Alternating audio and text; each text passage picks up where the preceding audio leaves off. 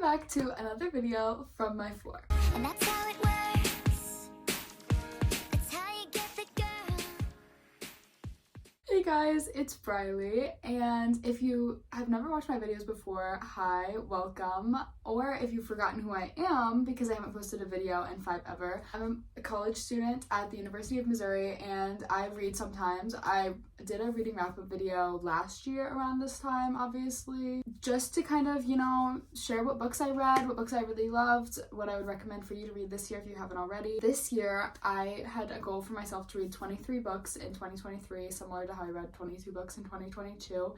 And I ended up reading 26 books this year, which I'm really happy about. I genuinely don't know how I read that many books because I was so extremely busy this year. So I'm very proud of myself for that, hitting that book goal. I'm going to just hop right in so this video isn't a million years long and tell you a little bit about the books that I read this year, how I rated them, and just my thoughts on them. I have my Goodreads pulled up on my iPad, so if I'm looking down, it's to refer to the notes. The first set of books that I read in 2023 were the Off-Campus series by Elle Kennedy, and I have them sitting right here. But in the Off-Campus series, it's basically hockey romances within a friend group. This book I'm so excited to read in 2024. The child of Garrett and Hannah, the couple from the first book, which is my favorite couple. I would say the first book was definitely my favorite of the whole series, which was good, but it also kind of sucked because then it was the rest, it just didn't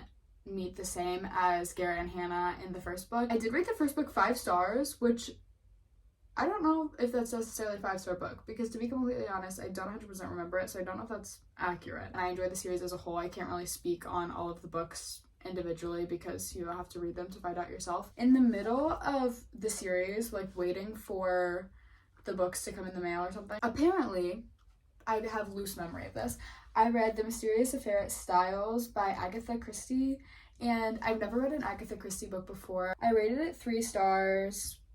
I don't really remember it, to be completely honest. I think a lot of Agatha Christie books are basically the same thing, so it was good. I just don't really remember it very well. The next book that I read after reading the Off-Campus series was The Song of Achilles, which I think I might get flamed for saying that because apparently I've been pronouncing it wrong my whole life, but I carry on. This book, I ended up rating it 3 stars. It took me so long to read it. My Goodreads says it took me from April 2nd to May 18th to read this book. The book itself was good. I understand why people liked it a lot. I think it was just really, really slow, and it just wasn't my favorite. I wasn't as invested in the characters as a lot of people are.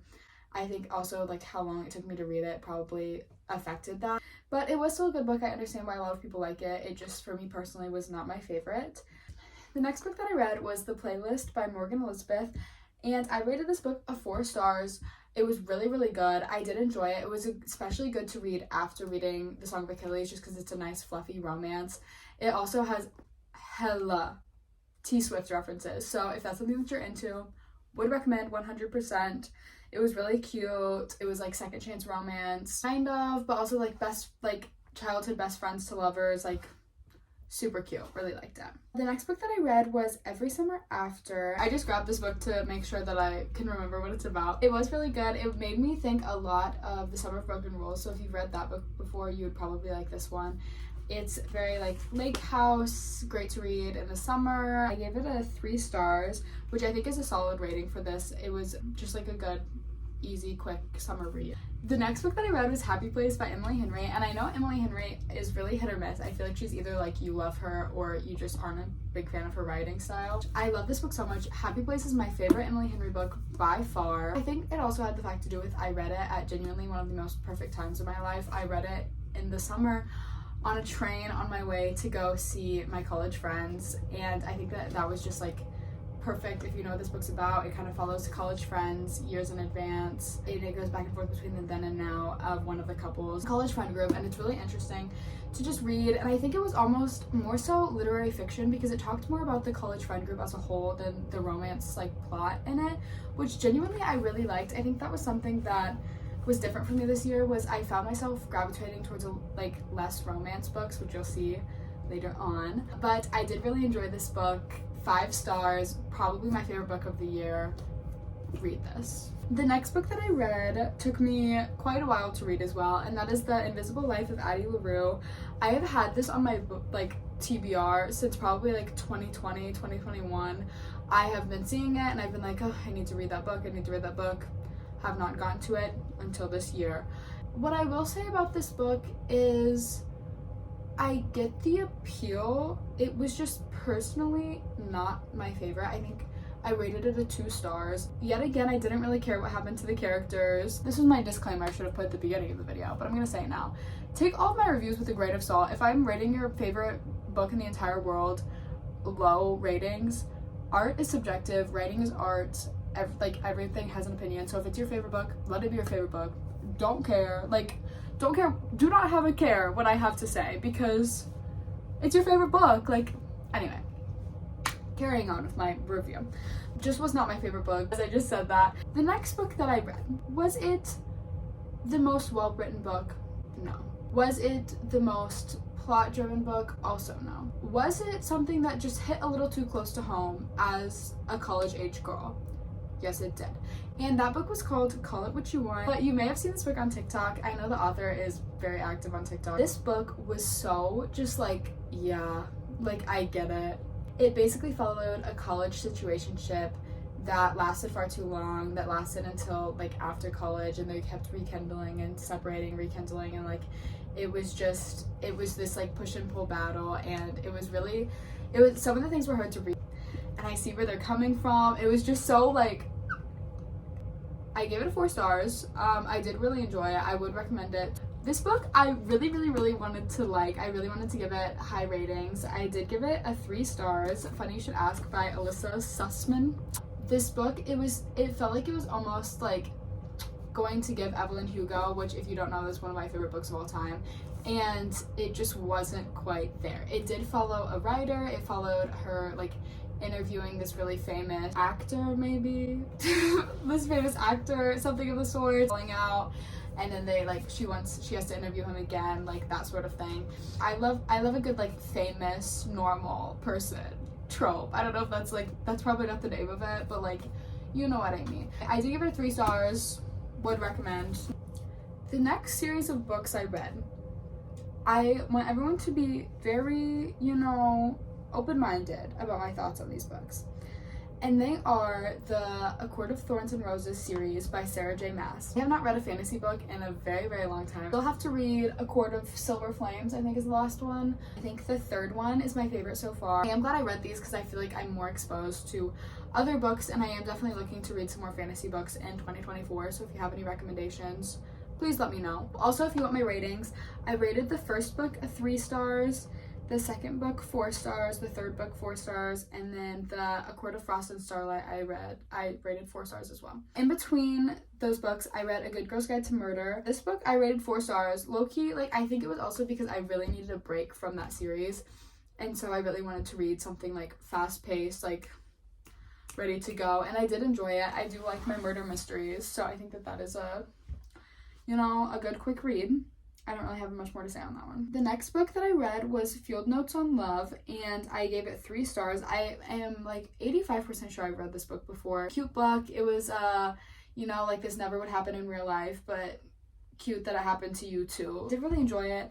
Just a quick, easy read. Merry Little Meet Cute by Julie Murphy was the next book that I read, and I rated it 1 star. Was this partially my own fault for not reading the back of the book and judging this book solely by its cover? Yes. Am I still baffled by this book? Also, yes. I'm not going to really explain the plot because it takes too long. Me personally, I don't think I would recommend this to any person that I know. Just was not what I was expecting. The next book that I read was One of Us is Lying. This book, it was yet another one that I feel like I should have read by now. I rated it 3 stars because I 100,000% saw the whole thing coming. I really did. I liked the characters. It was very Breakfast Club-esque, but I 100% saw the ending coming. The next book that I read, arguably one of my favorite books of the year along with Happy Place, and it is Writers and Lovers by Lily King. I rated it 5 stars. beautiful. I was feeling so in distress because I hadn't read a 5-star book in a long time at the point that I read this. It's so beautifully written. It was kind of more literary fiction following a woman in her mid to late 20s, 30s, I think. She's a writer and struggling with writing and just struggling to figure out who she was and where she wanted to be. I really enjoyed it. I enjoyed the character development. I enjoyed how author voiced some of the things that she was dealing with because it was so just like, really enjoyed that book. 5 stars. The next book that I read was The Ex-Talk. Love. Turn that into a movie right now. I would watch it on repeat. So cutesy. We got the radio. We got the like low-key journalism. We got the banter. We have it all in this book. Give it a good read. The next book that I read, The Dead Romantics. Yet again, judging a book by its cover. Have I had this book on my TBR for a while? Yes. Do I know what it's about? Now I do, but then did not. I gave it a 3 stars, mainly because, you know, was I confused? Was I kind of put off by some of it? Yes. Was it still like, yeah, good story. I cared about the characters. 3 stars. You know what I mean? The next book that I read, I've seen floating around a lot. I've also been meaning to read this book for a long time. Was Tomorrow and Tomorrow and Tomorrow. I rated it a 4 stars. I think that the writing style took me quite a while to get used to. I was like, now this is boring. Like, now nothing's happening. Suddenly something else was happening. A boy's perspective, which nothing against the boys, but I usually hate reading books that are just boy perspective. Like, different chapter perspective, but just boy. Questionable. I thought that it was really well written. It kind of talked a lot about, like, platonic soulmates. I felt like the cover I do not like. What was I gonna say? Oh, this book surprised me in the way that it was about like video game design. Would not have guessed that. It kind of caught me off guard with the video game design, but it almost made it like be like, and this is their passion project. Like, you know what I mean? Like, the next book that I read, the only book that I annotated this year. I Didn't Know I Needed This by Eli Rallo. I'm so excited to say that I will be going on the book tour in February and we'll be getting this signed by her. I'm so excited. She is just an amazing person. If you don't follow her on anything, I saw her first through TikTok. I listened to her podcast, Miss Congeniality. I follow her on Instagram. I just really like her as a creator, as an influencer, whatever you want to call it. And this book really just opened my eyes to a lot of different things and a lot of different perspectives. It was kind of like a guide situation of just like to navigate dating someone, how to navigate finding yourself, how to navigate friend relationships in like your early, like late teens, early 20s to even 30s, whatever age you want to read this. I feel like you have something to learn. It was really beautifully written. A lot about relationships, but it also talks a lot about the relationship with yourself, which I think was really beautifully written. And I think a lot of like dating guides or like whatever fail to talk about that, or they'll just be like, make sure you love yourself first. Like, you know what I mean? This book tells you. So make sure to read this book. I think it'll be a great read whenever. 5 stars. This was in my top 3 books for this year. You guys already know the other 2. The final book that I read in 2023 was If You've Been With Me. This book, so many people said was so sad. So many people said it was heart-shattering, like all these things. Let me tell you something. It takes a lot for books to make me sad. This book did not make me sad. And if you've read it and have opinions about it, please reach out to me because I don't want to tell you about this book and spoil it for people who haven't read it. I'd give it a 3 stars just for the character development. It just didn't hit like I was expecting it to. I knew it was going to happen. There was a lot of foreshadowing, which I don't know if that's spoiling, sorry. And now we're moving on. I'm ready to read something else. That was the 26 books I read in 2023. I hope you guys enjoyed. I love sitting and talking about books. Could do this for hours. Please comment down below any books you think that I should read in 2024. I have a couple books that I got recently from the library that I'll probably be reading at the start of this new year before I go back to school. I hope you guys enjoyed this video and have a happy new year. Hopefully I'll be posting more, but no promises. Bye guys.